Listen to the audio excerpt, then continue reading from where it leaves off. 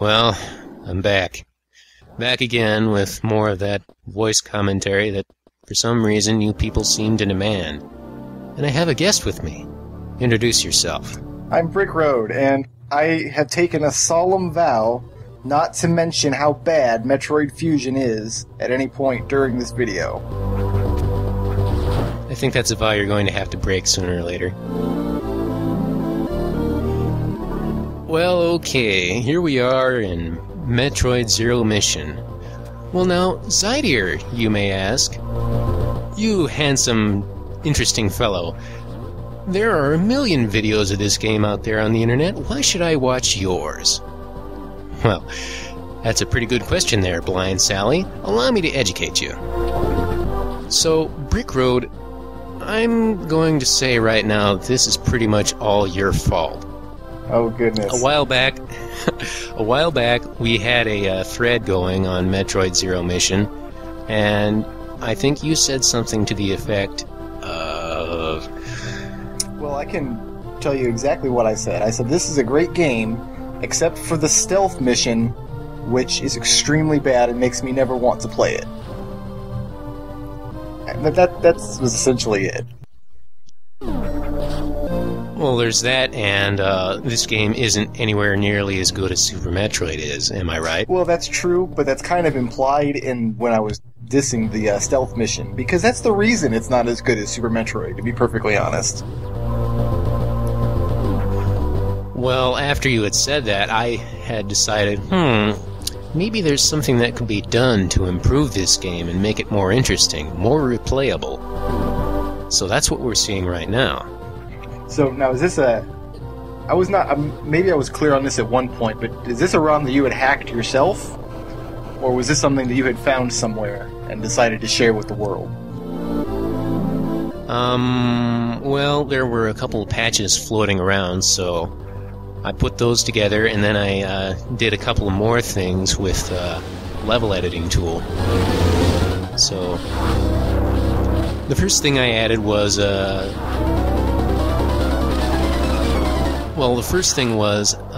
Samus's suit is different now.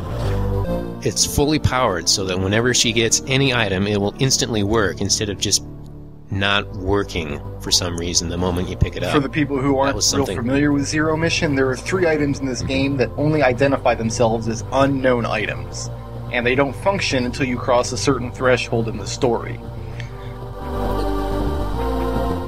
Right, so, I objected to that notion, so I added a patch that allows you to have them work instantly.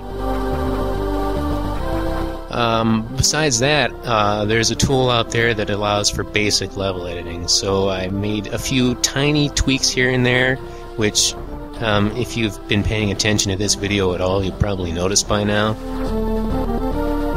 So just a few things to make the game a bit more replayable, and to make it a bit more like Super Metroid, in that the arbitrary barriers are a bit more elegant, and you wouldn't notice them unless you were trying to get around them.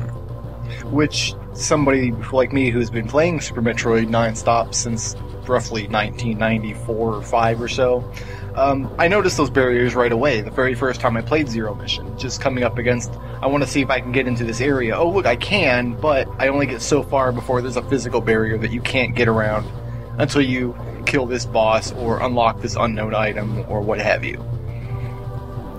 Right, so much of the level editing that I've done to this has been to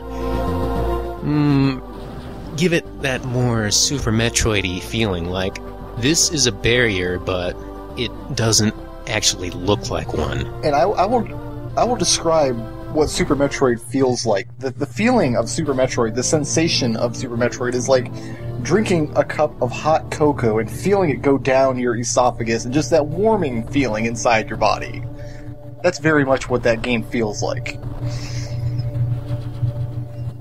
And all of your viewers are very creeped out right now. They're all clicking away from your channel. Well, they're not the only one. What I'm talking about is, it's hard to quantify, but in Zero Mission, when you see a barrier, like, for example, those bugs, it's really obvious what you have to do, and it's further obvious that there's only one way to do it. What I've tried to do is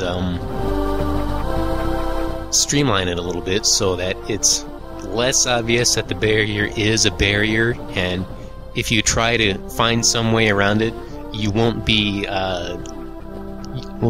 the game won't try to thwart you if you try to get around it. And that's one of the things that Super Metroid did really well, was the first time you came up against a particular kind of barrier, it was very clear what it was. Like, it's a destructible block, like the ones on screen right now. And then later in the game, it would use that same barrier, except it would be disguised as part of the game world. So you have to learn first what the barriers look like, and then later how the barriers function in the game world and where they're likely to be placed. Right. And that's something the Zero Mission, in my opinion, did not do as well. Yeah, I'm not sure if it was laziness or some sort of concession they made for some reason, but I think it was market research, actually, because the big complaint that people like me had about that game I'm not allowed to talk about was that you couldn't sequence break and you couldn't get out of bounds, as it were. So, they sat down and said, okay, we're going to make this new Metroid game, and people like getting away with things and going out of bounds. So we need to put some things in the game that do that let the player go out of bounds. And they just didn't get it exactly right. Yeah, the problem was they misinterpreted that. Instead of having an organic environment that is open enough to let players get away with things, they just thought, oh, let's put in a bunch of gimmies, and we'll have the regular barriers all set up as usual, but there'll be some secrets that players can find that are really, really obvious shortcuts.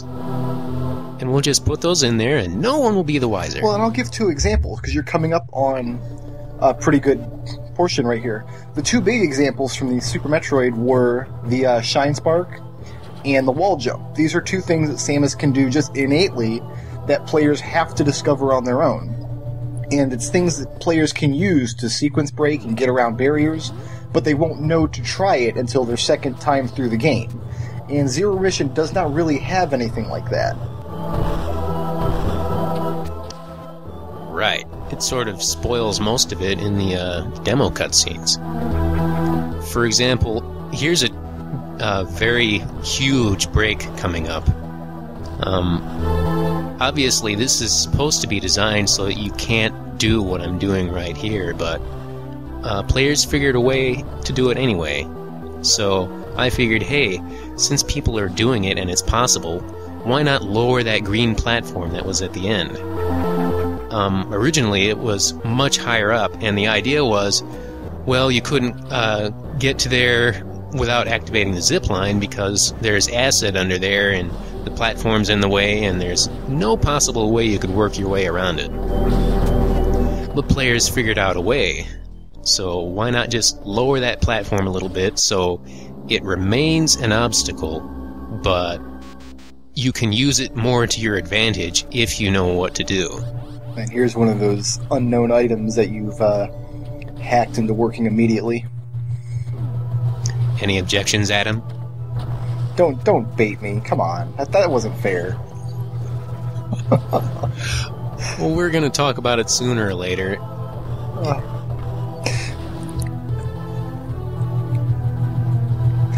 I'm trying to... Because I remember playing this particular... This was, what, maybe 2 years ago. This is a long time now. But I remember playing this particular hack when you showed it to me. And I remember getting myself glitched into an unwinnable state by just breaking the game so terribly. And I can't remember now how I managed to do it. And I probably haven't played Zero Mission since then. It's been that long. Well, there's pretty much only one way to do it, and I'll show it off in a bonus segment. Oh, excellent. You'll see it later. I won't spoil it then if I figure it out. And so, boldly diminishing his triumphant appearance in Super Metroid, it's Craidzilla! And this is something that irritated me a little bit when I first played Zero Mission. Kraid is facing the wrong way. Okay, Kraid's supposed to be facing the other way, and you need to be attacking him from the left. But that's just me. Maybe that's not a real problem. It's not a real problem. Come on. I mean, you're coming in from the right, so... Yeah, I've just fought Kraid too much in Super Metroid that it's just setting off alarm klaxons in my head to see it coming from the other way. Beautiful death animation, though. Okay, Kraid just exploded. Now, we know he's in Super Metroid, so how exactly does he recover from this? It was Chozo magic.